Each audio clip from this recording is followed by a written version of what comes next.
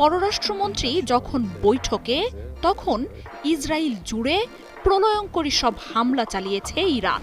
শুক্রবার দফায় দফায় হামলা হয়েছে দেশটির বন্দর নগরী হাইফার প্রাণকেন্দ্রে। নিশানায় ছিল হাইফায় থাকা স্বরাষ্ট্র মন্ত্রণালয়ের কার্যালয়। মিসাইল হামলায় গুঁড়িয়ে গেছে ইসরায়েলি বাহিনীর স্থাপনা, প্রতিরক্ষা সরঞ্জাম প্রস্তুতকারী প্রতিষ্ঠান, যুদ্ধের কমান্ড অ্যান্ড কন্ট্রোল সেন্টার।